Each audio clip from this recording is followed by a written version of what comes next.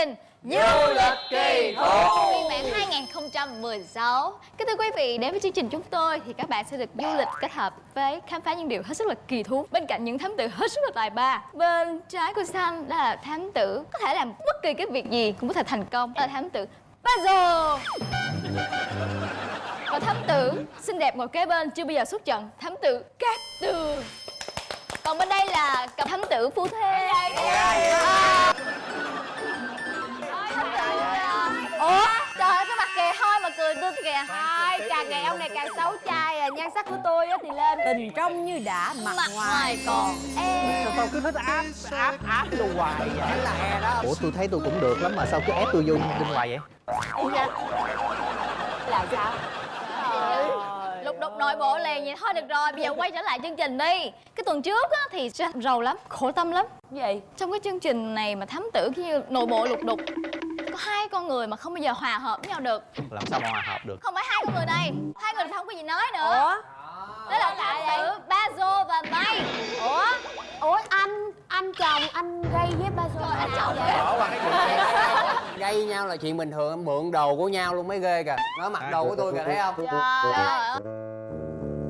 Ủa, hợp với người thì mặc có gì đâu. Thật ra là May cũng thầm thương giận nhớ tôi, nhưng mà tôi không có cho phép, tôi có vợ rồi. Đừng có sáng tác ra những câu chuyện như vậy. Thôi được rồi đó, thôi được rồi, thấy chưa?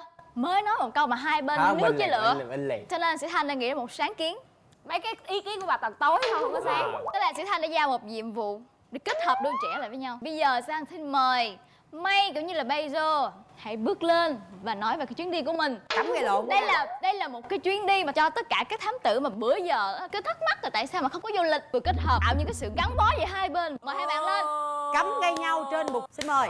Ôi May ơi, anh đi rồi, anh đi bình an, anh đừng có đổi thay đổi. Ghê gì đó. Đứng nép vô một bên đi tôi nói cho. Không, ủa nhưng mà tụi mình cùng đi chung mà. Tụi mình đi chung bộ mình cũng phải nói chung. Nhưng mà rõ ràng tôi đi chính với bạn. Bây giờ sao? Để tôi đứng ở đây. Bây giờ sao? Có bố bự lắm nha. Kính thưa quý vị khán giả, vừa qua chúng tôi đã trải qua một cái cuộc du lịch có 102 và nhờ như vậy, nhờ cái chuyến du lịch này mà May có một cái ý tưởng đưa Lan Trinh đi tới một cái nơi vô cùng thú vị để hẹn hò. Yên tâm, tôi đã giới thiệu, tôi chính là người giới thiệu. Wow. Rồi bây giờ mọi người muốn biết thế nào thì hãy coi clip đi. 6:30 sáng hẹn con người ta ra đây, không thấy cái bản mặt đâu, chả biết mờ mờ ám ám cái kiểu gì. Thôi nói đại đi.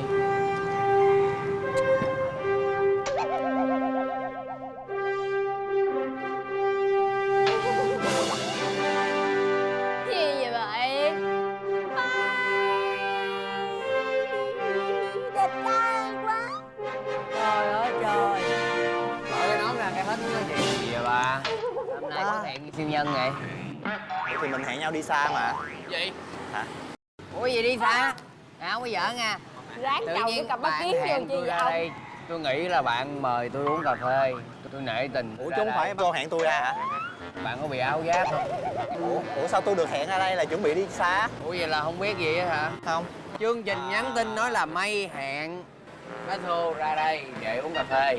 Ủa chương trình nhắn tin là Bazo hẹn May ra đây để chuẩn bị cho một chuyến đi xa. Đi ngay trong ngày hôm nay luôn. Không lẽ mình Bà đi không. Kêu tôi mang theo mũ bảo hiểm cho Bazo nữa kìa. hả? Chương trình dặn tôi mang theo đồ để thay, sẵn là đi bơi, uống cà phê xong đi bơi, hiểu không? Hai bạn hãy lấy bóp của mình kiểm tra số tiền mình có trong bóp. Trời ơi, hên quá, sáng nay mẹ cho tới 500.000, không hơn. 10, 20, 30, 31, 36, 37, 38, 39, 1, 2, 3, 5. 539.000. Bạn nhiều hơn tôi 39.000, mấy chia 19.000 để cho nó huề tiền. Ủa? Đâu phải tiền được phát đâu mà tự nhiên chia. Tiền của tôi. Có giỡn hoài. Ta nói là bỏ ngân hàng là ra lãi luôn. Giờ mình đưa người ta 150, nhiều khi mình đi chơi về mình lấy 1,5 triệu. Coi như là người đầu tư. Số tiền các bạn đang có trong bóp sẽ là số tiền các bạn dành cho toàn bộ chuyến đi ngày hôm nay. Nhiệm vụ của các bạn là thiết kế một tour du lịch trong ngày từ đây xuống Long Hải và Vũng Tàu. Khoan. Xe đỗ Và xăng. điều thứ hai nữa là các bạn phải đảm bảo vừa đi vừa phát hiện ra và giới thiệu cho khán giả và những các bạn ở trong trường quay biết những điều mới lạ và kỳ thú từ đi. Xe sắp hết xăng rồi. Thiệt luôn hả? Thì đi cả tuần rồi chưa đổ, định sáng nay trước khi Gặp bác Dô chạy đi đổ nè. Cái cuộc đời tôi cứ mỗi lần gặp May là giống như nó xui rủi đâu ở trên trời, nó rất. Hai đứa còn lại là 739.000. Bây giờ bạn đổ xăng 39.000 thì nhắm đi từ đây tới đi Long Hải được không? 2 lít xăng hơn đi được khoảng 101. Từ đây ra Long Hải là nó khoảng chừng 100 cây. 100 cây thì là coi như là 39.000 là đủ đi tới rồi đó. Còn chiều về? Chiều về là mình tính sao? Tức là mình sẽ ráng làm sao mình tiết kiệm. Lúc nào mình phải chừa lại 39.000 để đổ xăng đi về chứ, đúng không? Vậy tại sao ngay Coi từ như là đầu bây giờ mình sẽ tại sao ngay từ đầu mà không đổ hẳn 80.000 tiền xăng đi? Đi về đỡ phải đổ nữa. Vậy nếu mà mình đổ 80.000 tiền xăng thì sao mình gọi là có khoản tiết kiệm nữa, đúng không? Ví dụ như 39.000 mình đổ đi được 100 cây tới Long Hải là ví dụ mình còn đâu đó khoảng 9.000. Sớm đi nhờ xe. Mình đổ chạy về cái mình bỏ khoảng lúc cần về mình đổ khoảng 20 thôi. Là mình tổng cộng 59.000. Vậy sao ngay từ đầu không đổ 60.000 tiền xăng luôn? Dành cái số tiền của mình cho những cái điều khám phá mới lạ nữa. Ai biết được những gì mới lạ sắp tới có phải trả tiền hay không, đúng không? Nói chung là đi tới đâu hay tới đó, ok? Ừ. Tôi chạy. Cái xe nó có tâm hồn nha, đừng làm nó giận nha. Are you ready? Rồi.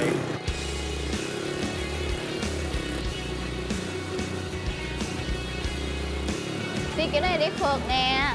Trời ơi. Chạy thiệt luôn, từ đầu tới cuối hả? Hay chia cút ra?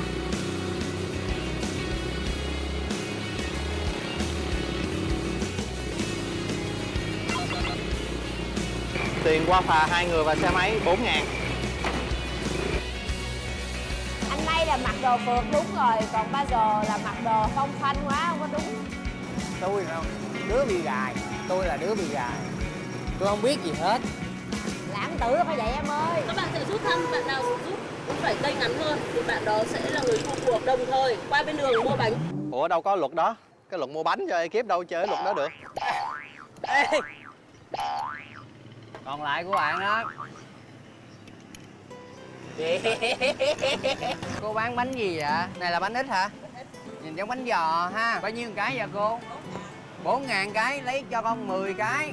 Tôi thấy Gì bạn dữ dại vậy? dột quá à. Thật ra đó cũng là tiền của tụi mình đó. Tôi tốn là lát hồi bạn lại tốn tiếp đó. Tức là tôi mà hết Điên tiền là trước mua là chi bạn lại cho tốn nhiều tiếp. vậy để dành tiền đi. Lúc đó mình cũng không hiểu tự nhiên bạn này đòi Kiếm tiền của mình phải thoải mái, đừng có tính toán quá. Xăng thì không chịu đổ, mà bánh giò thì mua 10 cái. 10 cái vậy vậy? Thoải mái vô tư đi. Bánh tét nhiêu cái gì? nữa. Rồi 35.000 cái, không có đủ tiền mua, nếu cho là lấy. Vậy thôi, rồi Dạ. mua 10 cái bánh ít.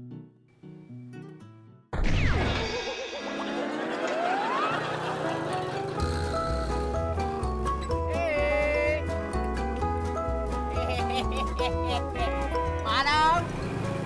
Bác. Cái tội thích cãi hả? Làm sao đừng vậy nữa nha. Bánh giò của tôi đâu? Không, cái đó gọi là bánh ít. Bánh ít của tôi đâu? Ở trên đây ăn hết rồi. Đó. Mua cho ekip ăn.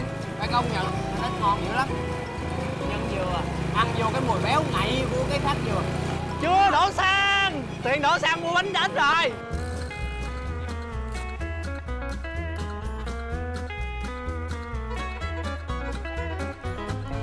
Em thấy thương anh quá à. Sao lại đưa ổng vô miệng cọp vậy? Mày giữ tiền mà. Mỗi đứa giữ 350.000 mà. Lấy. Nếu như mình đã đi về cái hướng Long Hải để ra Vũng Tàu á thì chắc hẳn nếu như mà đi xe máy mình sẽ chọn cái con đường phà Cát Lái và mình sẽ đi đường Nhân Trạch. Thì để qua cái Nhân Trạch thì mình sẽ đi ngang một cái rừng cao su và dọc cái đường của rừng cao su là những cái chợ họ bán rất là nhiều loại rau cũng như là khoai lang cũng như là những trái cây nó rất là tươi ngon. Bởi vậy Bazo cũng sẽ tranh thủ nhảy xuống trong khi May đang ở đâu đó mua một mớ khoai lang để đi ra tới biển sẽ nướng ăn, thưởng thức khoai lang và ngắm hoàng hôn chiều xuống.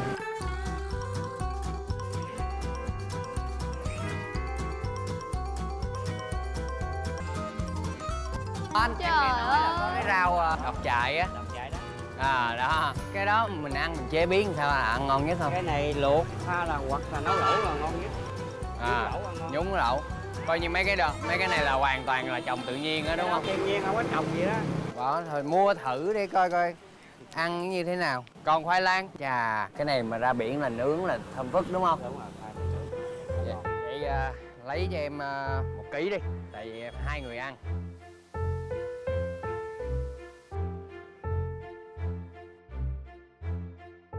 mua khoai lang. Trong cái quá trình tôi ngồi ở trên xe, khi mà bạn đang chạy xe á, tôi có Google thì tôi thấy ở đây có một cái địa điểm là Trại Cù, Suối Nghệ. Suối Nghệ. Nhưng mà đường đi vô cách nào á thì tôi cũng không rõ nữa, cho nên là bây giờ tôi sẽ hỏi thăm đường người ta chỉ. Cái này là có lên xe ban tổ chức chắc luôn. Đi đi biết. Anh trai cho em hỏi cái đường này mình ra Suối Nghệ đúng không anh? Dạ đúng. Dạ, cái chỗ Trại Cù á. Còn xa không anh? Mười mấy cây á. Dạ, cảm ơn anh. Chạy đi biết ha. Đôi vợ chồng này sắp tới đi một chuyến đi. Đúng rồi á. Ủa sao có ngựa nữa hả? Mình có nhìn lộ không vậy? Tại thường á, ở những cái chỗ này á thì các cặp đôi mà muốn chụp hình cưới á và muốn có cái sự sống động họ thường ra đây.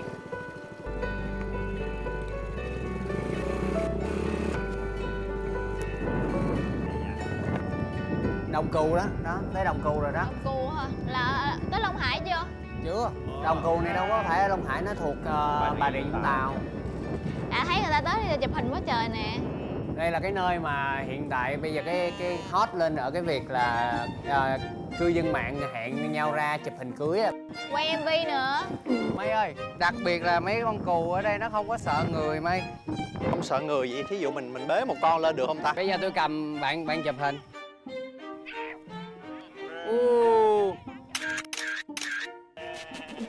Trời, một vụ Đấy, cưỡng bữa có chụp hình tôi không? Cho em hỏi chị giúp Có.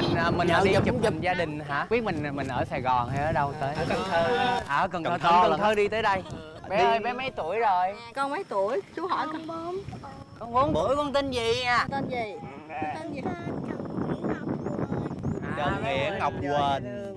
Cái cặp đôi mới này có vẻ thích con nít quá ha. này không? Này chạm em cái Rõ chạm em ràng. cái.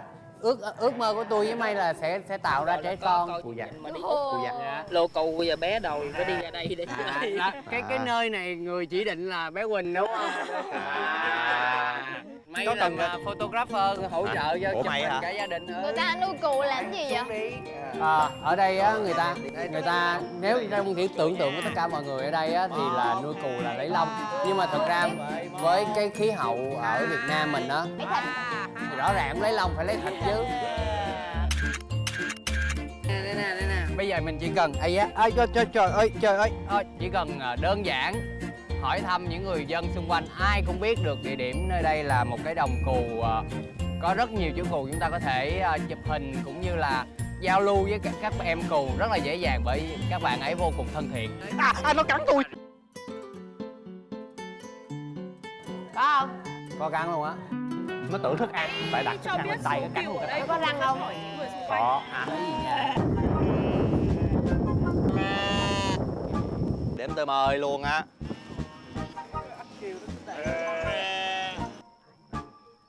Đúng không anh? Mày cũng đi đếm. Ê, đếm cù sao không té ra ngủ? Nãy xém ngủ luôn á. Giờ lấy đồ ăn gom nó lại rồi đếm thiệt nhanh, hiểu không? Rồi. Bây giờ tôi cầm đồ ăn rồi đếm nhanh đi. Đây nè, 1, 2, 3, 4. Rồi đây nè.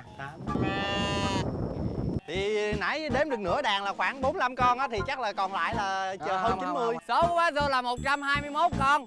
Số của May là 95 con. Này trong cái đàn này là tổng số là 121 con. Đó, thấy chưa? Tôi nghi lắm, làm sao mà đã chính xác vậy được. Đi hỏi. Điệp viên. Cười là có. Tôi là điệp viên mà. Cười là anh nói không á, tự nhiên đâu ra cười là có. Có hỏi đúng không anh? Đầu tiên người ta bước vô người ta hỏi trước rồi. Đâu có chờ đưa ra câu hỏi tao mới hỏi đâu. Xấu quá, tóc tai với Trời keo vậy. ơi. Hả? Thôi dẹp đi. Nghĩ sao hả? Tôi đố các bạn là người nước nào đã du nhập cái loại hình là chăn cù về Việt Nam. Có 3 đáp án Hy Lạp. là Ấn Độ, 2 là Pháp và 3 là Mỹ. Người nước nào? Em mà nghĩ đến nước nào em nói bật lên nó biết đâu đúng phải không? Giờ Lan Vinh. Hả? Trinh trước hả? Hỏi cho chị Tường biết hết mà. Chị đâu nói chị biết hết đâu. Chị lớn mà, bữa chị nói chị giới thiệu là chị biết hết tất cả mọi thứ đó. Người phụ nữ kinh nghiệm. Ấn Độ, Pháp, chị nghĩ là Pháp. Vậy em nói Ấn. Ấn Độ phải không? Giờ nếu mà giờ ai nói sai là bị Chí Thanh khỏi búa lên đầu đi. Hay thôi để mình gõ cho. Dẹp đi. Rồi thôi. Đáp án của chúng ta đó là Pháp. Bởi vì những nhà truyền giáo của Pháp á, khi mà đi tới Việt Nam họ có dắt theo những chú cừu có nguồn gốc từ Ấn Độ và Cũng đúng. Cừu từ Ấn Độ. Tôi phản đối nha. Chị Tường á là không có đi bất kỳ một cái hành trình nào hết, nhưng mà ai mà bị phạt là chị. Tự nhiên chương trình mời tôi tới đây làm chi? Kiểu như tạo điều kiện cho chị vô công Thôi cụ được rồi, nào á. thôi được rồi. Thôi tiếp đi. Chụp hình check in là nơi này thú vị, nhưng mà chụp hình xong rồi thì sao? Ở đây sẽ đi ngang suối đá. Suối đá là một cái khe suối, nó có rất nhiều đá, ta gọi là suối đá. Nếu như tò mò thì tôi dắt bạn đi. Ngày hôm nay bạn rất là may mắn, có suối bạn nước có không? hướng dẫn viên du lịch là tôi dắt Cái bạn đi suối tại và những nước nơi nó là này giống nhau. chứ không phải dắt bạn đi nơi sống. Tôi có cảm giác hướng dẫn viên thật ra là Google là mạng á mà. Đúng rồi đó, toàn là search trên mạng rồi chỉ đường tôi. Nếu tôi không sợ mình biết mình đi đâu, về đặt cải. Chứ bạn có ý tưởng đi đâu không? Thì thà đi thẳng tới nơi cho rồi. Có nghĩa là nhiệm vụ giao là chỉ đi từ đây đến đó là khám phá những cái địa điểm du lịch thôi gì? Đúng rồi. Đúng rồi. Những gì mà trên mạng bây giờ nó đang hot á, đó là mình đi tìm hiểu không? Nói chung tìm ra cái đồi cù đó thì cũng được. Nói chung chuyến đi này cũng khá là cực. 5 điểm. Ủa giờ đi đâu? Suối đá hả? Suối đá đó, cái suối có nhiều đá đó. Toàn đá không hả? Có suối vàng không? Ồ, nước trong ấy hả? Wow. Dễ sợ luôn. Trời dễ sợ, bơi dữ vậy. Đáng lẽ là tôi sẽ dắt bạn Nước về tới mà bơi suối đó đá. hả? Rồi đây. Là nơi đây là có cái dòng suối nó chảy rất là xiết, cũng như là cái nước suối rất là mát, hiểu không?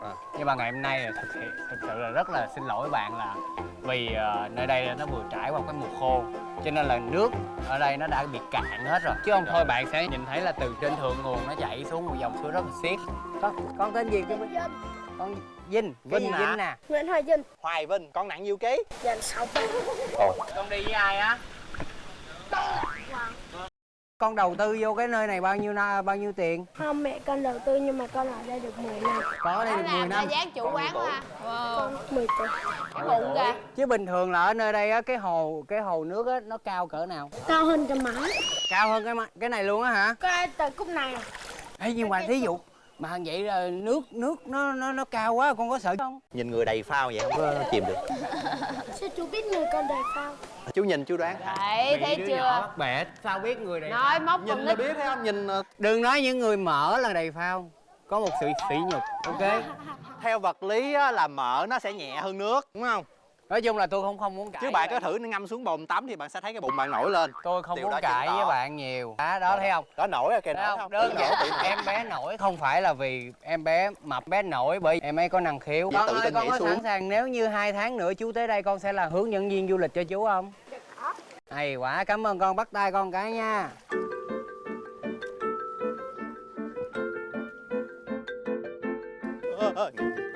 Vậy đó là hả Bách Rô?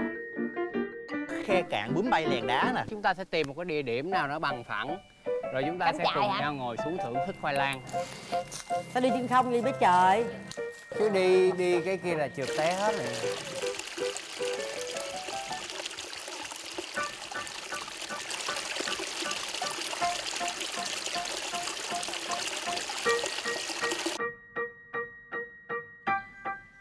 Coi kìa, coi đám cỏ kia có quá trời bướm kìa. Cái đám cỏ kia bướm đậu vô cái là không phân biệt đâu là bướm đâu là cỏ luôn. Nhẹ nhàng thôi nha, nhẹ nhàng thôi nha. Bướm hả? Ôi trời. Giống giống khung cảnh trong truyện thần tiên á.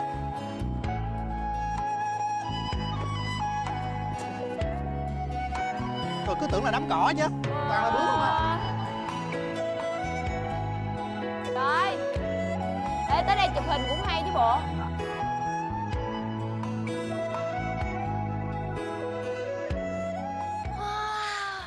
Đẹp một cách hoang sơ. Và đôi cảnh là có những góc là nhìn cứ như là thần tiên ấy. Tại nè, bướm bay nào, bướm bay tán loạn vậy nè. Bạn có nghĩ là bạn sẽ dắt người yêu tương lai của Tôi đã bảo là bỏ câu đó mà. Tôi còn chưa biết bao giờ mới kiếm được mà. Bỏ câu đó đi. nó là người yêu tương lai mà tôi đâu có nói là bao giờ đâu. Chắc là sẽ dắt bạn ấy đến đây cùng ngắm bướm. Có khi nào nghĩ tới đó là dắt Lan Ở Trinh đây đi cũng không? ngắm bướm nha. Sao tự nhiên nói câu đó? Nhưng mà có ý định không? Than, có sẵn than đây. Sao không nướng ở đây luôn nhỉ? Đổi chủ đề, đánh trống là Có khoai thì mình lấy than mình nướng. Rồi lấy lá khô để lên đi Mai. Tìm đâu ra hay vậy? Trên bờ bên kia kìa. Quá trời quá đất. Bỏ vô thêm đi Mai. Bẻ ra làm đôi. Dễ giàu gì bạn có tiền bạn mua được cảm giác này đúng không? Má ơi khói quá. Có cái quạt làm gì? Chúng tôi đợi chờ là khoai lang chín. Tôi đố các bạn, những người đang ở nhà tại sao những nơi ẩm thì bướm đậu? Dòm vậy mình tưởng nó rau cải gì ha. Đúng rồi, lúc em ở đó em cũng tưởng là nguyên đám cỏ kìa, có máng bướm đậu vô. nó màu xanh vậy luôn hả? Bây giờ đẹp ghê. để tù u thành đàn như vậy á, Nó đẹp, mùi dao phối. Đậu thành đàn ngay những vùng ẩm ướt. thú vị lắm chứ bộ. Thì bướm thích mấy suối ấm ướt. Mát. Tắm hơn chị, tắm Mùa hơn. nóng quá hết nước rồi nên nó bu là những chỗ ẩm ướt cho nó còn một chút gọi là khí ẩm mát, nó dễ sanh sôi nảy nở hơn, nó cảm thấy hưng phấn trong người để mà nó giao phối hơn. Đó, bởi vậy Nói chung cũng vậy. bởi vậy thật sự là chỉ có chị cả mới biết hết tất cả. Cái loài bướm mà vừa rồi chúng ta vừa thấy đó chính là có tên gọi là bướm sâu muồn, sinh sản vào những cái dịp mà tháng 3, tháng 4 ở những nơi núi rừng như vậy. Và lý do mà bướm thường hay đậu lại ở nơi ẩm ướt bởi vì Có hơi nước bốc lên. chúng uống nước ở đó. Tại sao nó không đậu ở suối? Bướm thì chỉ biết bay thôi chứ không biết bơi. Nên là sẽ uống đó nơi sâu quá thì bướm nó sẽ bị ngợp Là chết đuối đó. Trời ơi, tôi nói đại vậy mà trúng hả? Ủa nói đại hả? đúng. Câu trả lời mà đâm ban chất quất á thì nhiều Lan khi là Trinh đúng. cũng có một cái câu trả Sao lời bạn gần biết như là bướm? đúng. Cái loài bướm này gọi là bướm sầu muôn. Bướm sâu muồn. Bướm sâu muồn. Tôi đọc vậy là đúng rồi. Sâu muồn ông Sao sâu sâu muồn. muộn ông thành Tôi sâu đọc lái mà bạn không hiểu. Ủa đọc lái. Ủa đọc lái. Căng thẳng đấy. Nhưng mà nó nghe nè, vậy là nếu mà vào mùa khác mà mình tới thì mình sẽ có khi là không nhìn thấy cái Nếu mà đàn có bướm. nước thì đôi lúc lại không có bướm, đúng không? Nếu mà nước chảy ầm ầm róc rách nước thì nhiều khi lại bướm nó bay cao cao lắm. Riêng cái chỗ này tôi chịu. Tại Đồng Cừu lúc nãy thì bạn nào trả lời được câu chính xác? Chỉ như là tôi rồi. Đây là phần thưởng cho người thắng cuộc. Ê, cái đó là chị An Giang mà. Trời ơi, gà luộc. Không lẽ giờ tôi nướng gà tôi ăn.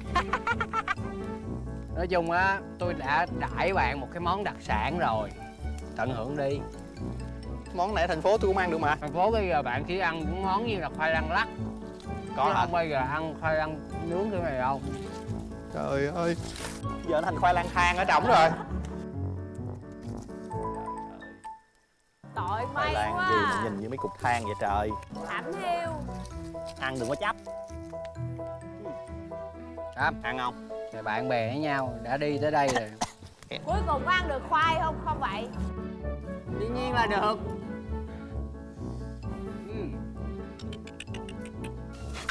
Bên ngoài khác như bên trong chính luôn rồi.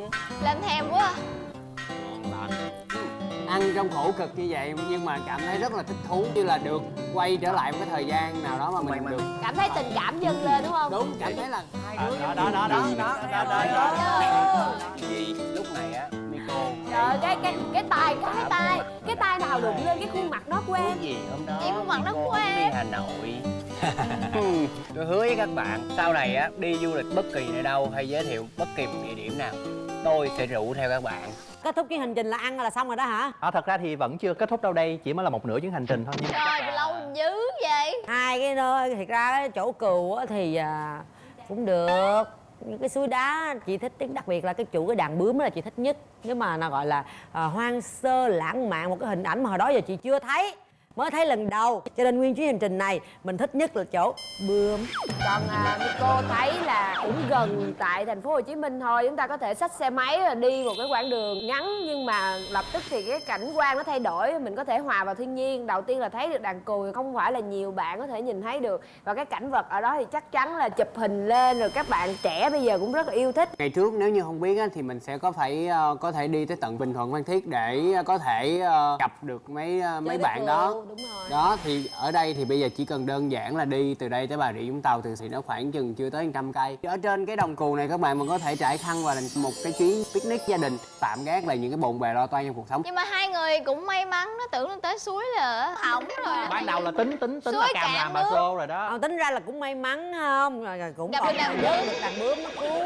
Chưa kể nha, ở gần ngay suối đá, nếu như mà mình chạy lên một chút xíu nữa là sẽ còn một cái đồi thông, thì nơi đó lại là một địa điểm vô cùng thích hợp dành cho những đôi tình nhân yêu nhau.